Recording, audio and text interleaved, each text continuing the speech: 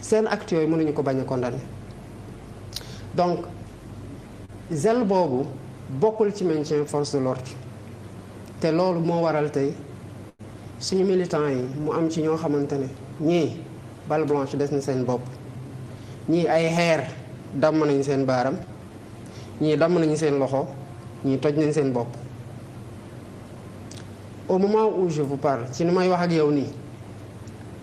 41 jeunes et adultes parti bi ñu ngi fanaan commissariat central ñu téye leen fa depuis le matin. Ils sont mis aux arrêts. noonu la demee parce que en fait defuñu dara lu excessif ci bi ñu leen di téye lu dul wax policiers yi amu leen lu ngeen fii def dem leen seen yoon. waaw mais est-ce que rassemblement bi am tey aussi est-ce que violé wul l'arrêté sur l'interdiction de rassemblement nga xam ne dañu ko décréter gannaaw bi Covid-19 bi démarré waatee est-ce que du loolu moo fa indi police parce que les rassemblements sont interdits. xam nga Maïmouna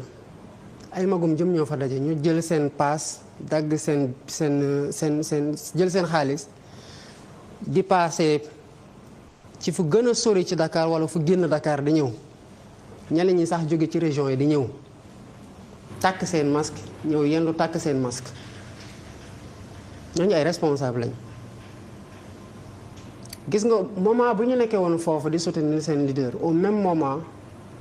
ay doomi Sénégal yu amul maturité ak dal ak xel gu leen may ne ñu xam ne ci jamono mbas lañ am war nañ moytu ay gestes barrières ñoom lañ bàyyi ci biir classe yi ñuy coltiné wu par 2 par 3 par 4 par 5 am na mesure yoo xamante ne boo ko jëlee yow bu la toloo noonu mënuloo nekk dans des complots de bas étage parce que boo ko defee mbas mi ak mesures yi ñuy jël day nekk porox ndalu boo xamante ne ci la ñuy jaar teg Sénégalais xeetu nooteel yoo xamante ne bu ñu jógee ci mbas mi la ñuy door a rendre compte yeewu nañu ndekete yee nañu leen. waaw mais xam nga la loi est la loi loi bi dafa ne sont interdits sur l'étendue du territoire national pour des raisons de sécurité liées à la propagation du Covid-19 toutes les manifestations ou rassemblements de personnes dans les lieux ouverts ou clos. démb. liiral yëpp ba mu jeex may moom. dans les lieux ouverts ou clos. démb. non liiral arrêté ba mu jeex. non mënuma arrêté bi fu gudd. kon envoyé ma ko. voilà démb. envoyé ma ko WhatsApp. démb ma yeggali démb Ousmane Sonko sax invoqué na conseil boo xam ne ay avocats am joxoon nañu ko bi muy invité presse bi pour que nit ñi bañ a bari foofu secteuru police la est-ce que du police li ko indi mooy nit ñi ni ñu dajaloo foofu. mu bëggoon a tas li nga xam ne moom mooy rassemblement bi. maintenant ça n'excuse pas les dérives yi ñu fa noté. non c'est que li am tey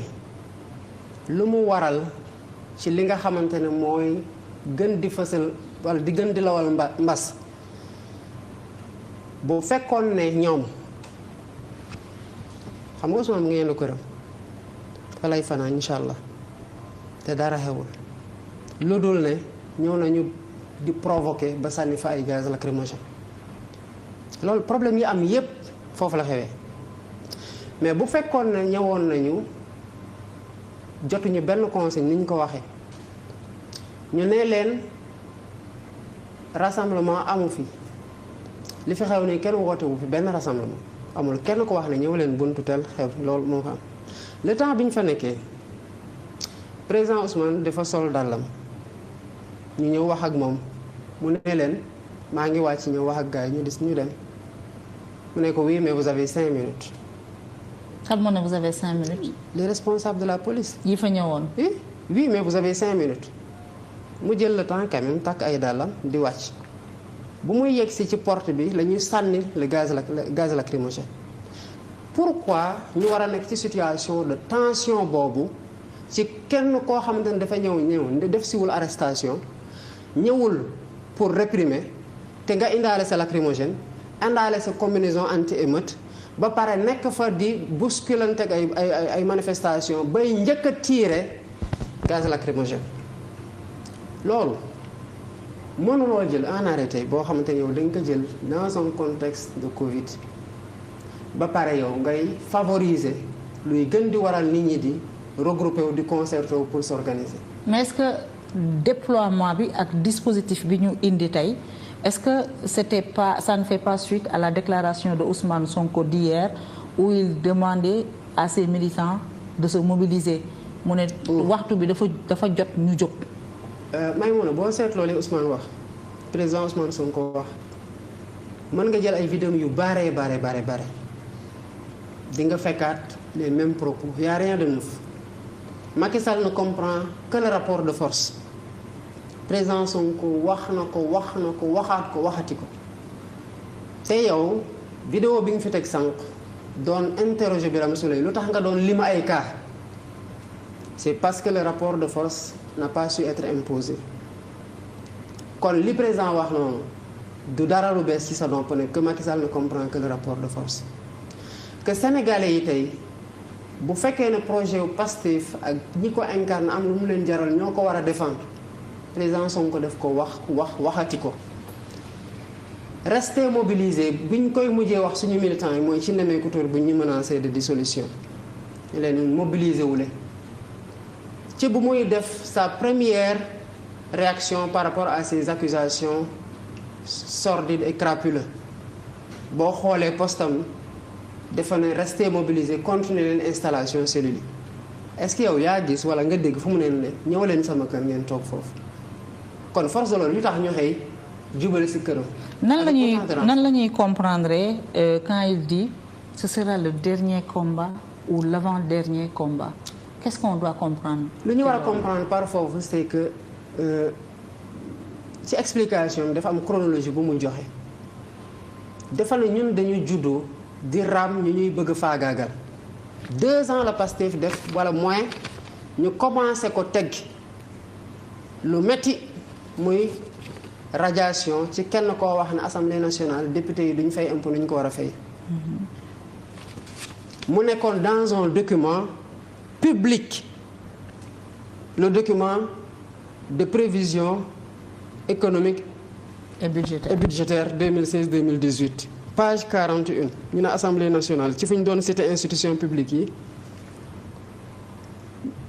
a une dette fiscale de temps document boobu bu ci japonais duggee ci site internet bi gis ko chinois kazalika ab coréen noonu naar ak tubaab yépp africain lan moo ci confidentiel loolu la wax ñu opposé ko obligation de discrétion professionnelle ci rapport bu ñu ko yóbboo ko radiation conseil de discipline am na émission boo xamante ne moom dafa toog inspecteur des impôts opposant Mame Boye Diao toog inspecteur des impôts du pouvoir ñu jël waxu président Ousmane Sonko reproché ko dans le document qu'il a déféré au conseil de discipline premier épisode ba faf ñu rajo ko gis nga radiation boobu ba bi may wax ak yow nii jotul document bi koy wax yow dañu la radier de la fonction publique décision individuelle boobu administrativement moom lañ ko war a notifier RFM moo ko woone ko dañu la radier mu ne ko yëguma ko ñu ne ñu ngi ak dossier de radiation bi loolu violence la ak di chercher humilier un adversaire politique ñu jógee foofu mu dénoncer affaire u pétrole bi ñu dem jëli seen tubaab ak ñeneen nit ñi mu nga bëggul tudd ne dañuy porter plainte lu ne jéem nañ ko ci xam ne lii mënul sotti ñu teg ko ci suuf après les menaces de Boun Abdallah Dionne ku fi waxati waxu diffusion de fausses nouvelles ñu arrêté la ñu jóge foofu dénoncer lu garaaw a garaaw muy affaire 94 milliards yi ñun ñoo ko dénoncé ñun ñoo jot le document fi ñu ko war a jotee gëstu ko ba xam ne lii lu dëgër la ñu bind procureur de la République jóge foofu bind IGE jóge foofu bind Cour des comptes ñun ñoo def loolu yépp mbir mi di dem ba ñoom ñu instrumentaliser assemblée nationale ba ne dañuy def rapport ba xalaat loolu nga xam te ne ñun ñoo ko dénoncé doyul woon procureur tekkaaral fu mu toog ñu yóbbu ko ci juge d'instruction avec constitution de partie civile ñu bëgg a delluwaat loolu wëlbati ko ci contre ñun. Troisième chose, dernière chose récente ñu woo suñu militants yi nee leen suñu président dafa war a dem waxtaan ak Sénégal profondeur yi ku ne andi sa dërëm ak sa ñaari dërëm. ci xaaju guddi le ministre de l'intérieur bind arrêté bind communiqué di menacer suñu parti dissolution man bi ma ci waxee dama ko araftu ne ko yow yaay le kii chefé le commandement territorial fi président war a dem yépp tourné ji ay préfet ak sous-préfet ñoo ca nekk te ñooñu mën nañu actionner la force publique au niveau local. dañu bëgg président bu dee def tournée nañ ko bàyyi ci ak afiyam te gis nga loolu bu ñu xamee ne ñëpp mbabb nañ ko mu xam ne il s'est ridiculisé dans ça moo xam ne mënu ci continuer boobu la ñu andiwaat lii. lan moo tax lii nag dernier avant dernier bi parce que bu sottee ba ñu am lu ñu bëgg duñu continuer mais alerte yi nga xam te ne ñun ñoo ko doon jot depuis des années au moins 2 à 3 ans. les mêmes alertes bu ñu mujjee jot mooy lii du seen mébét gu mujj parce que bu lu ñu bëgg mooy jël bakkan gi ci boppam. li ngay wax garaaw na de parce que mais je te jure. ci li ma am lu gën a précieux ci sama àdduna ñi ñu waxoon ne ñu ngi leen di fexeel ci affaire salon de massage bi ngeen di fréquenter les mêmes personnes ñoo ñu wax ne dañ ko bëgg a contaminer. contaminer ko lan. quel qu'en soit bakkan bi lañ bëgg a jël parce que ci processus élimination physique lañ nekk moo tax mu nekk dernier bu fekkee ne sotti na wala l'avant dernier mais lii bu sottiwul bakkan ji balaa ñuy am jàmm nañ ko fexe jël. waa léegi yéen ngeen ne jot ngeen des alertes très sérieuses. waaw pourquoi jëlu leen en compte ces alertes là. mais jël nañ ko en compte Maïmouna. kon pourquoi arrêté wul dem ci salon de massage bi. mais Maïmouna déglu lu mu wax démb. xam nga sénégalais yi dafa am lu ñu découvrirul woon mooy jël nañ nit porté ko en héros yaa ngi dégg li ma la wax porté ko en héros jël ko dugal ko seen xol ndax njàmbaarti ndax fightingam ndax bëgg Sénégal ndax am xam-xam ak njubam mais ndekete nit kii ñu naw googu yépp ñoom seen wér-gu-yaram moo gën a dëgër wér-gu-yaram. Sénégalais ñu ngi doog a découvrir kon seen héros ndekete ku yore feebar bu koy sonal la ci ay douleur depuis bu nekkee xale ba tey héréditaire. Deuxième chose les Sénégalais ñu ngi doog a découvrir ne luñ koy gis yépp ci njàmbaarteem ak ci xeexam mu mënoon dem tey kii bu bëggoon conseil économique et social ku fa nekk du fa toog bu ko bëggoon. ku fa nekk dañ ko proposé. non. parce que sañuñu ko projet xam ne nekkul dans les li tax nga ne bu ko bëggoon Idrissa bi fa nekk du fa nekk. parce que lu mu sonal kii joxe ki mu ko jox sonali ko noonu kii bu bëggoon assemblée nationale toog fa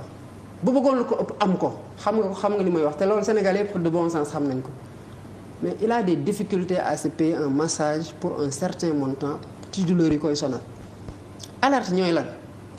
depuis 2007 mu ngi maasee wu. bu demoon sax dimanche wu ci góor tey ñu am ci moom emprise mën nañu ko fa jiñ ngóor jigéen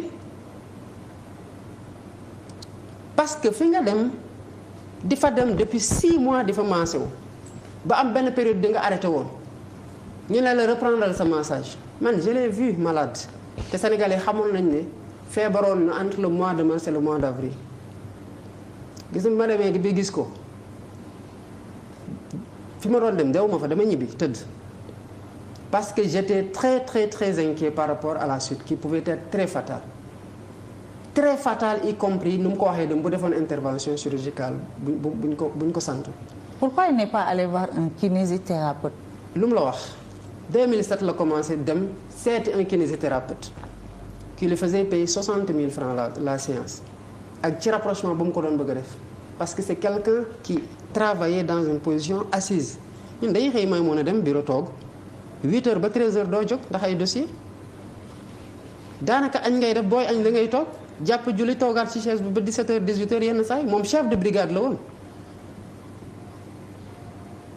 mu dem di seeti kinési ba kinési ne ko lii dafay metti pour yow parce que samay chance dañoo cher li ngay jéem a xool lu tane ngay def natation daje naa ak moom Olympique Club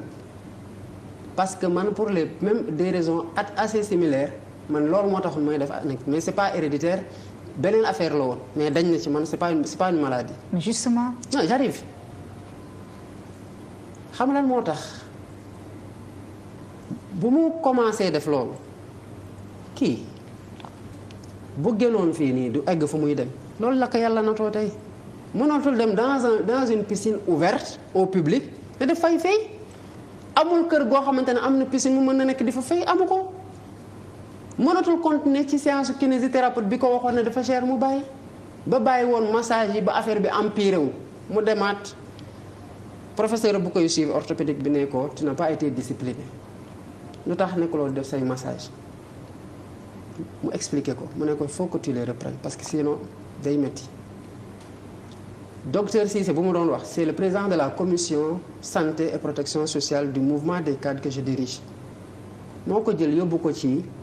baal ma ci publicité bi ci kii Rose Wardini bi mooy bu muy wax ci gannaaw Imod Sène institut Rose Wardini bi. exactement moom bu mu fa jógee après élection parce que dafa sonoon ñuy insister muy bañ a dem ñu insister ba docteur Cissé jël ko yóbbu ko foofu parce que xamoon nañu après élection dans quel état il était ku feebar yooyu ak campagne électorale bu mu def enchaîné woon campagne électorale 21 jours ak une pré-campagne dans des changements de température ci diggante États-Unis Canada Suisse Belgique Italie ba France ba keroog muy ñëwaat Sénégal bu mu ko defee ndeysaan ñu leen si njëkk a xalaat dafa ne fi ma demoon tey am xaalis daal baax na mu ne d'ailleurs Diomaye yéen yaag Birame Souleye ak ni ngeen sonné ci campagne war ngeen fa dem ñu koy ñu ay jeunes lañu mu ne non de question de jeunes mais on se rend compte à quel point on éprouve nos corps te on doit faire attention parce que suñu âge tamit delluwul gannaaw ne ko continuer rek yaay président parti te gis nga lii ñu bëri on vient de les découvrir parce que ci ngoram ak dignitéem du wax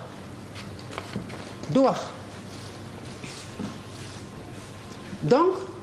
ñu fayee ko 300000 après bu mu maasee ba pare parce que mosul imaginer massage egg na foofu 300000 mu ne lii mënu ma ko fay. mais foofu c'est un ensemble de soins du 300000 du massage kese. mais justement parce que dañu jàppoon na ci coono gu mu sonoon ci campagne électorale foofu moo ko mënoon defar moo tax sax xëy na moom gisoon na ci nguur goo xamante ne xamu ko ba saalit fa ba yéene ñu ko ñun ñu ko jege mu xam nañ ci sonné woon loolu mënu fa dëkk may mun na mais lu ko fa yóbbu c'est des raisons de santé puisque mënu ko nag te il faut qu'il le fasse mais alerte mën na tax boo ragalee alerte yooyu ba tax yow nag nga bàyyi sa bakkan nag ba dee may mun war nga paraplégique sa engagement est-ce que di nga mën a def. xam nga j'arrive waaw mais ba Seydou aussi damay jeexal par rapport aux précautions yi ngay wax yan précaution la jël. il dit man il faut que je continue parce que c'est médical benn xaritam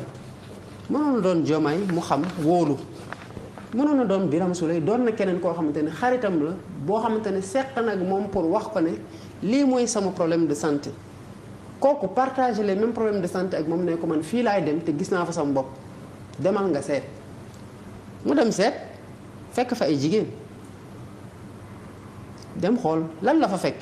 d'abord est-ce que am na agrément oui am na agrément état nee na ko lii profession paramédicale bii ngay def parce que il faut que sénégalais yi xam Maïmouna massage c'est une profession paramédicale man yàlla dafa def bi may commencer liggéey impôt dama nekkoon ci fu ñuy wax centre des professions libérales actuellement ñu koy wax centre des professions réglementées képp ku nekkoon médecin biir Dakar région de Dakar man maa yore woon sa dossier fiscal mais j'avais les dossiers fiscaux des médecins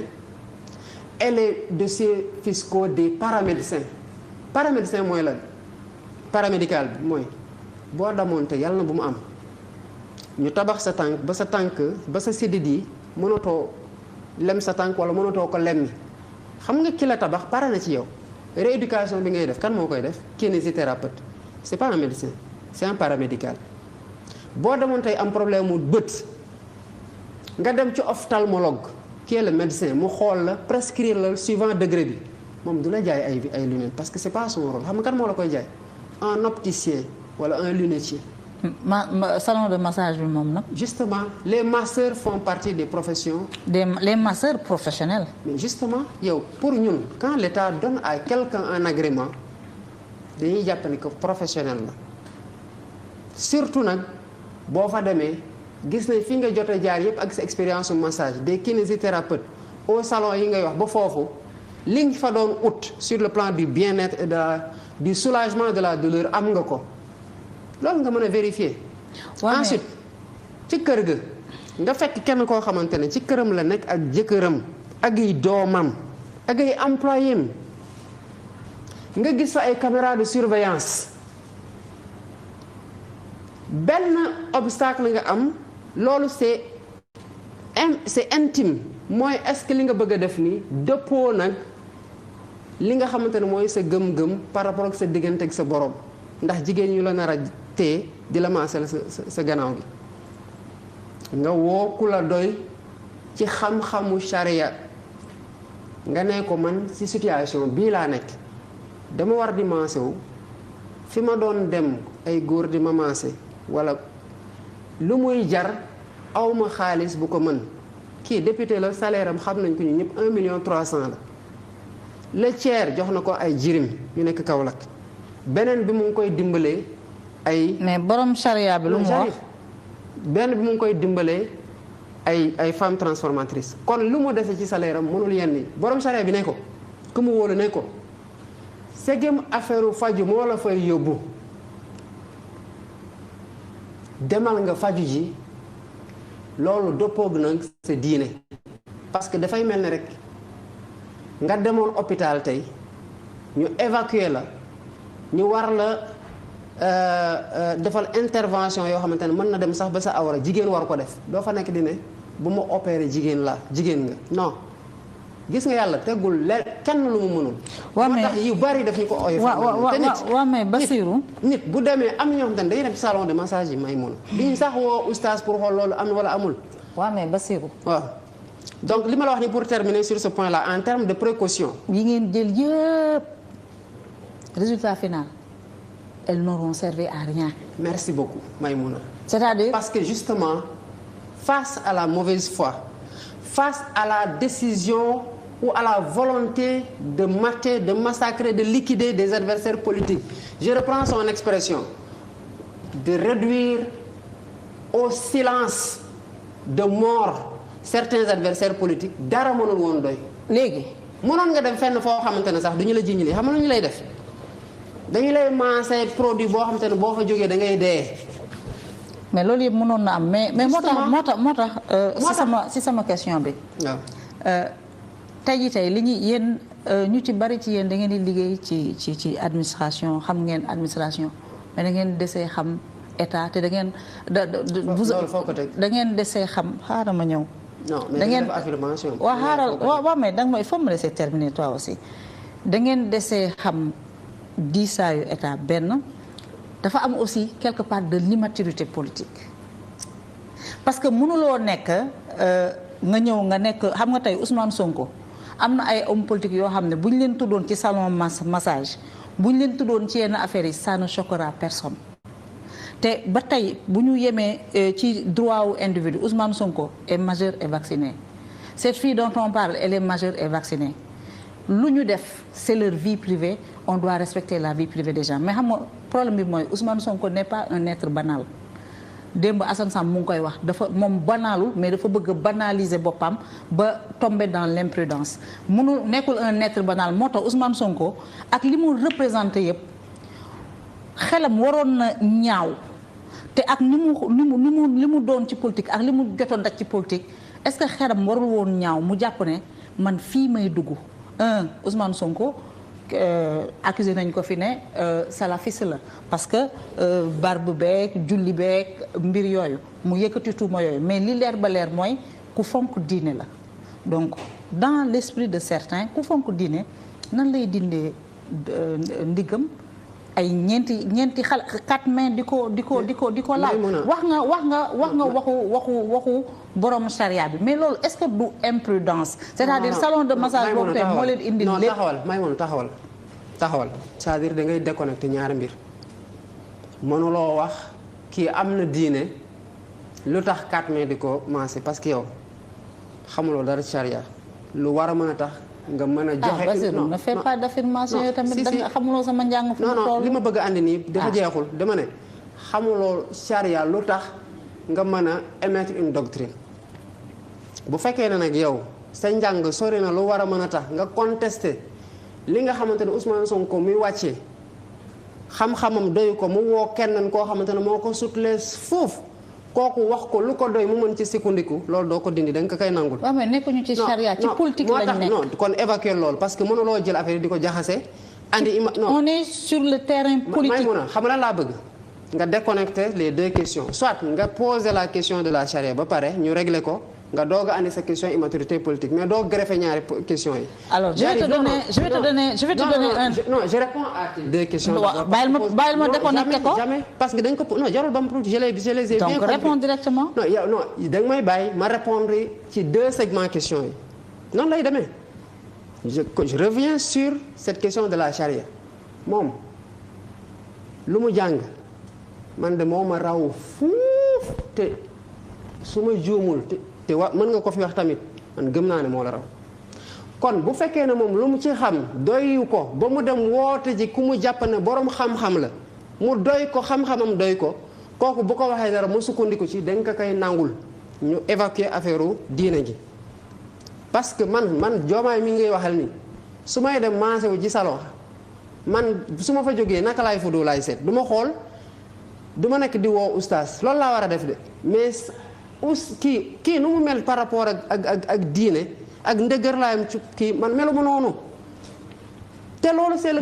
non loolu du man moom la donc dañ côté diine dañ koy nangul ne jël na précaution yi mu waroon jël parce que loolu moo ko doy ñu bari si ñun bu ñu demee salon ma dañuy maasew ba mu neex leen ñu fudd dem seen yoon na évacuer nañu loolu mu des na ngay wax immaturité politique bul évacuer la raison de santé c'est une prescription médicale balaa ngay naam ne fa Maymuna balaa ngay nekk président de la République day fekk ngay dund balaa ngay tal rek le problème sénégalais yi day fekk yow nga mën a dox sa soxla boo nekkee ci chaise doo def campagne électorale boo nekkee ci chaise roulante doo dem seeti kenn nañ waxante dëgg bu toogoon bañ a demati fenn parce que fépp fu mu mënoon a dem biir Sénégal y compris même chez un professionnel mën na mais un kinésithérapeute bu doon góor wala mu jigéen mënoon na ne def ma dégg ñaari fetal ne mën nañ sëy ñu ne ko kon ndekete waa ji lu ma wax ni yëpp non seulement day violer ay góor mais góor jigéen la c'est-à-dire ku la bëgg a teg tuuma yu mel noonu parce que non déglu ma ki nga xamante ne da ngeen def seen liggéey bi ngeen yàgg def ba pare mu jële xaalis bi yow sa bopp fay la ko yow mi commencé mu jël xaalis bi jox la ko teg ko sa loxo génn dem yoonam nga dem si gannaaw porter plainte loolu mënoon na xew fu ne léegi nag li nga may wax mooy ñaar est-ce que mënul woon di am kenn koo xam da koy indi këram mais est-ce que mais boo maase woo sa kër ci ñun lu ñu xamoon ci ñu koy def c'est plus cher. mbaa mu ànd ak garde du corps am. mais yow foog yow déglu justement. mbaa mu ànd ak ku ko jege. est-ce que xam nga ne dem na àndul ak garde du corps xam lan moo tax àndul garde du corps parce que mënatul woon supporter lu muy fay garde du corps yi may mën a c'est-à-dire dayo bi nga gis nii du alal moo ko jox xam lan moo ko jox Sénégal bu dee ci xolam jaral ko lu ne Sénégalais yi di ko delloo loolu comme njukkal bu ko nit ñi gisee dayoom nii foog ne noonu la poche am diisee dañuy juum buñ ko gisee ci dignitéem gisuñu ko muy onk wala mu dugg ci yenn compromission yi ñu yaakaar ne noonu la poche am diisee dañuy juum may mun a moom lu muy jël comme risque parce que amul lu mu def mënul bañ a génn mënul bañ a dem doxi nu mu lijjantee njabootam c'est excessif. Bassirou, le combat politique a un prix. Quel prix? Le combat politique xam nga. c'est le prix qu'il est en train de payer. waa xaaral. non mais yow Maïmouna yow déglu ma wax la est-ce que yow nit mën nañu ko radier. ci fonction d'inspecteur des impôts dama bëgg nga déglu ma avec autant de violence nga kooku ngay jàngal ne. mais non l'engagement politique a un prix. si tu ne me laisses pas terminer aussi. mënuloo xam fan laa jëm non dama bëgg nga déglu ma. il faut ñuy déglu wante aussi. xam nga Ousmane Sonko ba mu nekkee député avec 30 000 voix. 37 000 voix si vous voulez. Sa sécurité incombait peu. ba nga ne dem présidentielle je vous ai vu avec plus de 100 gardes du corps parce que contexte bi moo ko jaroon 100 gardes du corps yooyu mënul leen maintenir situation économique oblige mais un homme qui est arrivé 3e à une présidentielle nekk le plus jeune am score bi mu am 1 ngeen nekk aujourd'hui le principal opposant du parti au pouvoir ngeen cristalliser beaucoup d'attention beaucoup de haine beaucoup de contradictions beaucoup de divergences ba ngeen ñëw nekk ci seen politique ngeen am seen yoonu bopp yoon boobu ngeen nekk seul contre tous yéen bu fekkee ne vous êtes un parti organisé sécurité Ousmane Sonko Pastef moo ko waroon a jël en charge te yéen vous n'êtes pas un parti pauvre parce que vous êtes capable en un rien de temps de mobiliser des centaines de millions de francs CFA par la générosité de vos militants. gis nga li ngay wax nii. Ousmane Sonko sécurité am Pastef moo ko waroon jël en charge waroon na leen jaral pour éviter li ngeen di woowee un complot ngeen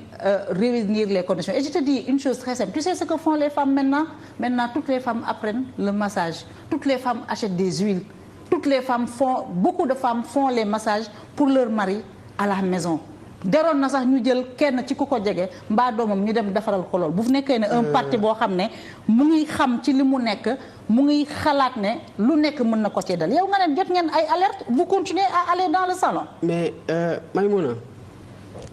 xam nga am na parti boo xam te ne man duma ci wax ay toutes les femmes mënoon ngeen jël ku ko jege xam naa fan ngay waxe man sama pudeur ak respect bi mu am ci moom. non moi je parle pas de Sonko je parle des femmes non, maintenant non. parce que bari na kilifa yoo xam ne duñu dem ci salon massage yaa waxoon ñu déglu noonu voilà vas-y yaa wax Sénégalais yi dof ñu xam nañu baax fi ngay waxee man foofu duma fa dugg seede bi ma dégg mu wax ci ñooñu ngay junñe nii keroog sama kër seede gu rafet la j'ai de grande dame la ma wax ma di leen delloo njukkal bu baax a baax fi ngay dugg noonu nag duma fa dugg beneen affaire bi mooy jam nga parti bi yëpp baaramu tuuma mën nañu la ko nangul mais suñuy militant quand même lu ñu nekk di def en termes de sacrifice ci seen poche pour le parti te Ousmane Sonko jaral leen foofu lu ko raw mënuñu leen xarab ci dara dañ leen di delloowaat njukkal bu baax a baax gis nañu ñëw tey jël fa ay bal ñu bare ci ñoom bu seen bakkan bu ñuy ñëw foofu xamoon nañ seen bakkan mën na fa des te ñu ñëw kon c'est pas question de sacrifice lu ñu sonal xam nga lan la dignité nit ki du wax du onk kenn bëggul kenn xamul ko dara loolu c'est extraordinaire et ça nous met mal à l'aise dafa am foo xamante ne aussi nit foofu nga ko mën a yem da ngay wax du xam yéen yi di ko bëgg kenn ku ko xamal. parce que da ngeen di dëggal ñi nekk naan Ousmane Sonko déggalul kenn. non lu ko doy rek lay def. non dégluwul leen. non waxuñu loolu man mii li yax ak yow nii bu ñu doon wax ne ñu ngi koy fexeel salon de massage man je savais pas qu'il se faisait masser ni où il se faisait masser. donc yow mosoo xam ne moom day def massage. mos naa xam ne dina doon def massage ba ñu koy wax affaire salon de massage mais régulier li ci nit ñi découvrir nii moom ci laa koy découvrir parce que ñun suñu parti dafa am benn fonctionnement bu particulier bay moom Ousmane Sonko mi bu ma koy tuddee doom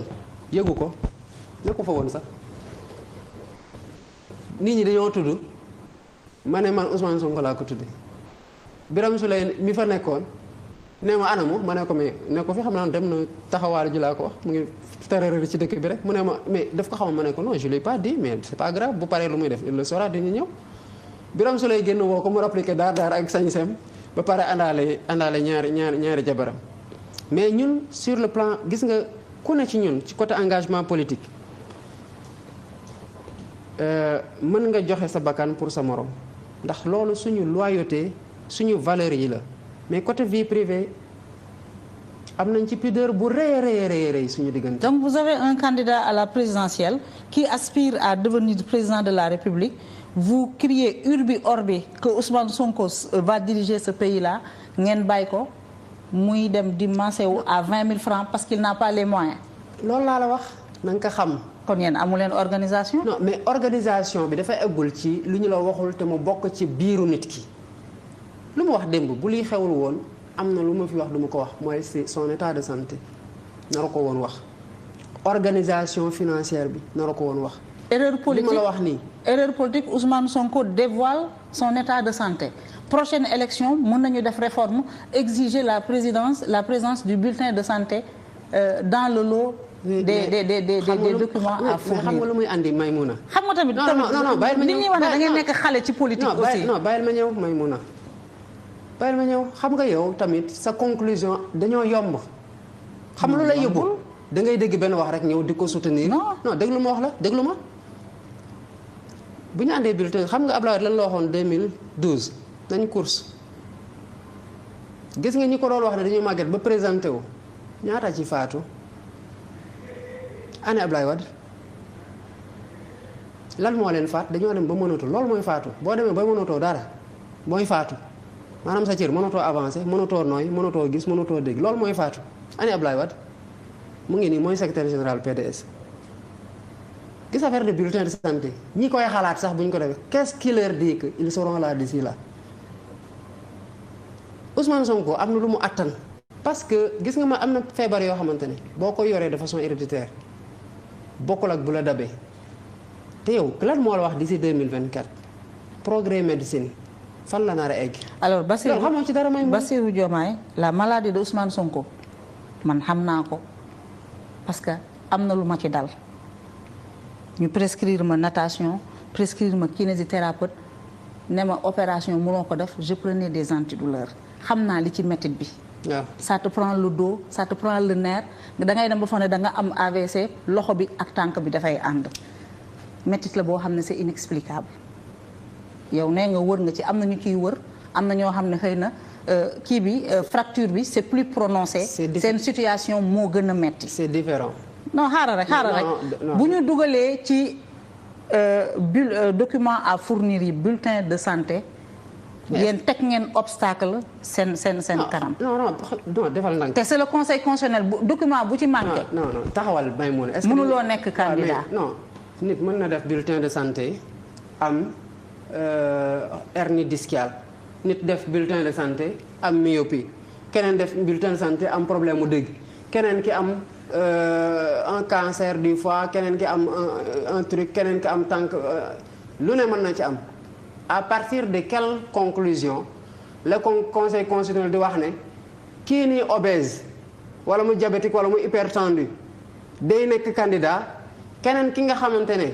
am na ay douleur dorsale yoo xamante ne day sport ak moom di nager ak moom di dox soxlaam mën li keneen ki mënul fu parce que bu ñu dawoon xam nañ kuy raw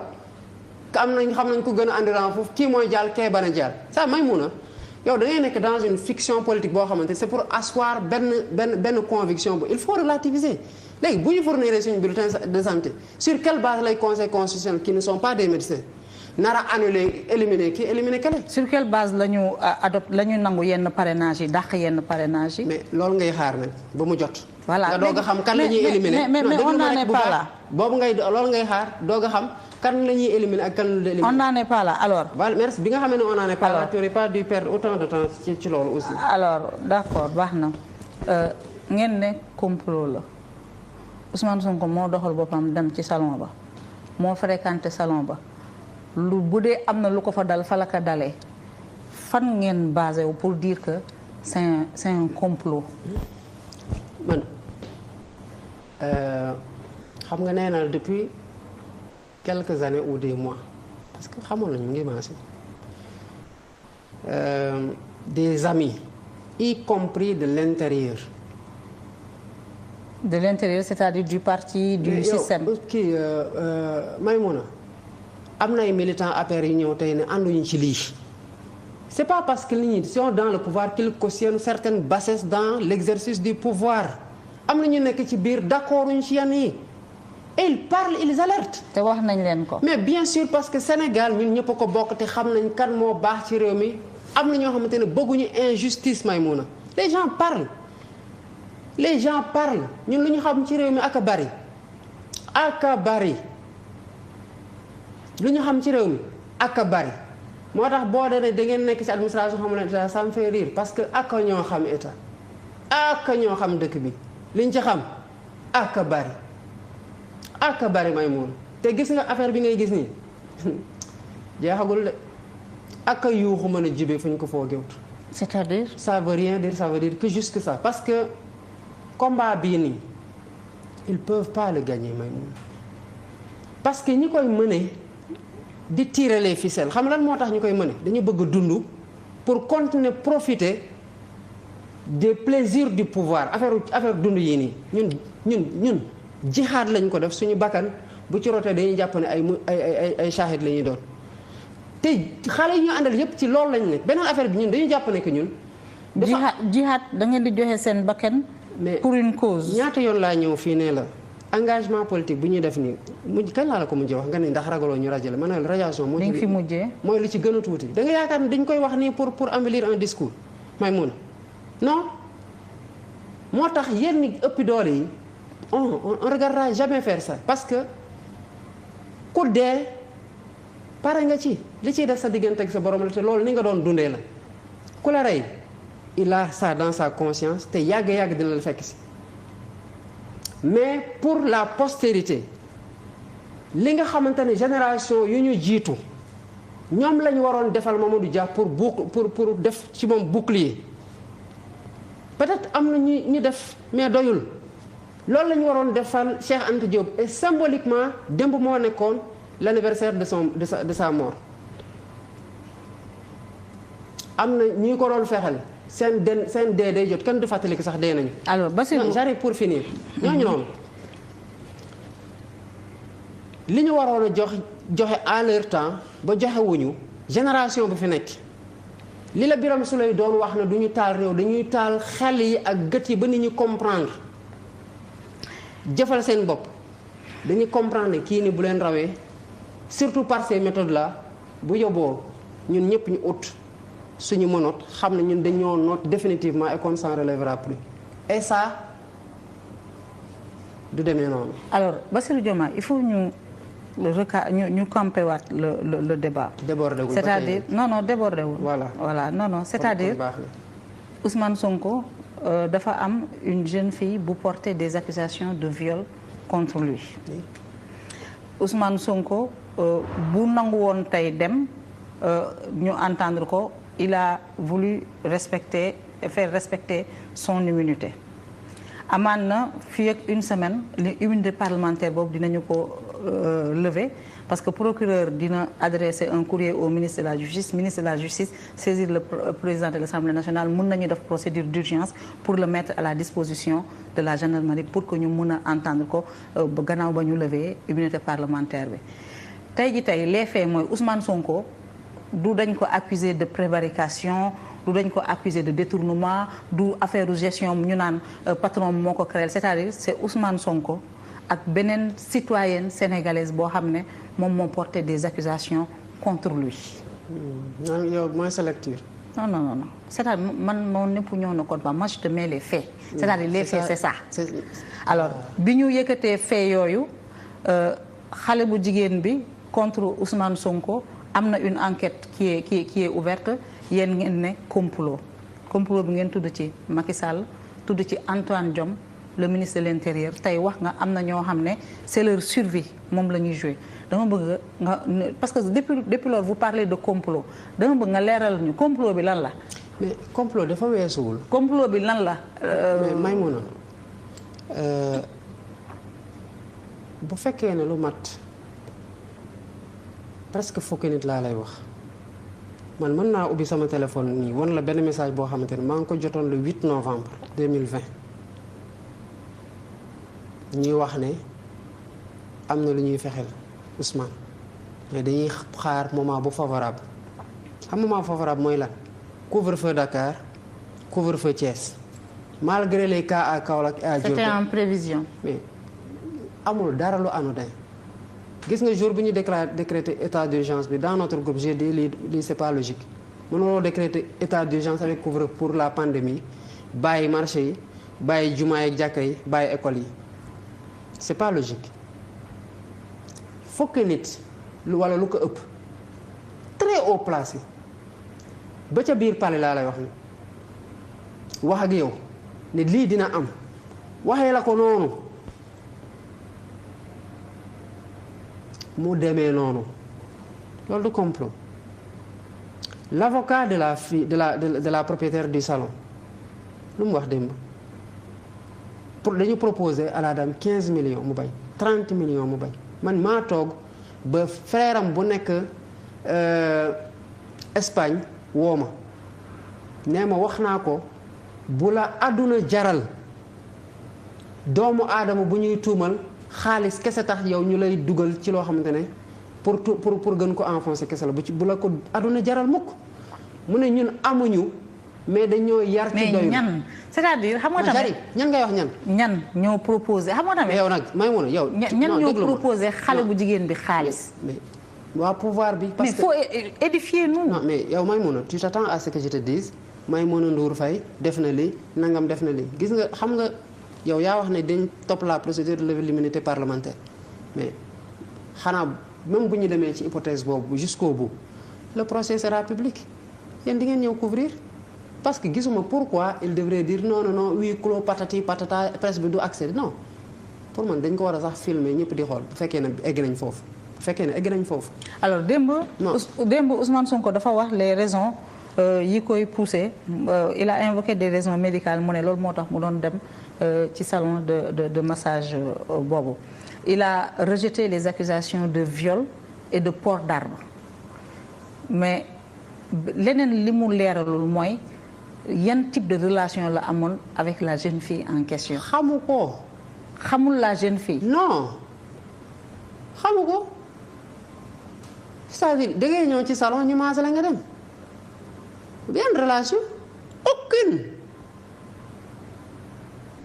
yow boo demee di jënd ci boutique forcément da nga war a am wala nga romb dem ci magasin da nga war a am relation ak magasinier wala borom boutique boole je sais quoi wala boo taxawee fii jël taxi mu yóbbu la ville da nga war a am relation ak taximan bi. mais ça c'est un problème. non xam nan ngay demee ci salon de massage chaque jour des filles se relaient di la masser te yow xamoo ñi lay masser ñan la ñu. xamoo lu leen tax a jóg. Bassirou toi aussi. non Maïmouna tu reviens aux questions de départ xam nga boo ñëwee def sa évaluation bi nga jàpp ne lii mooy lu daal sa xel mooy poser nga sa critère ki la fa yóbbu déjà crédit la. crédit la. donc xamul xale bu jigéen bi amul benn rapport ak moom. bàyyi ma ñëw ki la fa yóbbu crédit la ki la fa yóbbu ne la man fii laay maase wu neew la ah Maïmouna Ndour mii de mën na maase def la ne salon bii laay maase wu doo wax masseuse bi masseuse bële parce que mën nga fa fekk masseuse ñu dàq ko beneen masseuse ñëw mais le salon garde sa crédibilité. ça c'est vrai. amul ay journalistes yu nekkoon fi te nekkatuñ fi wala boog bu ñu demee ba léegi amatoo leen crédibilité c'est la même chose. donc def nga sa évaluation am na ay caméras de surveillance famille bi fa la dëkk bu ñu tëjee tëdd nañ bu ñu tëjul famille baa ngi ci pièces yi ci wëtër ñu mën di la fa violer yow ñëwaat violer la beneen jour ñëwaat violer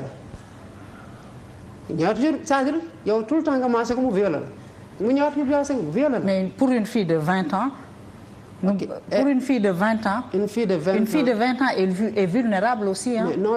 fille bu 25 ans 20 ans bu vulnérable bu ñu ko violé benn yoon yow mooy mos a gis ku ñu violé bu ñu ko violé benn yoon elle est dévastée man je connais des victimes de viol waxuma la sax ci instant bi mais non fille bu 20 ans boobu bu amee possibilité dem ci section recherche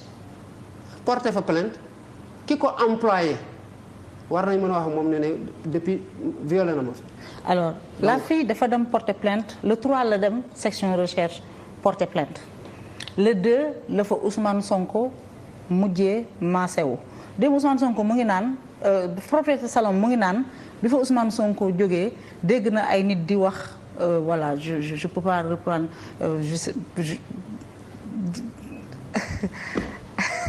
dégg na. ay nit di wax naan ay nit di dégg na fii bi di wax ak nit kooku naan kaan est-ce que am nga ndox bi des trucs comme ça propriétaire salon bi moom moo wax loolu moom dafa bëggoon accréditer la thèse du complot muy benn la fille là le 3 la dem porter plainte la fille là entendre nañ ko 3 fois. Laquelle? La fille la Adji Sarr là. Entendre selon les sources judiciaires entendre nañ ko. benn yoon policière bu judiciaire.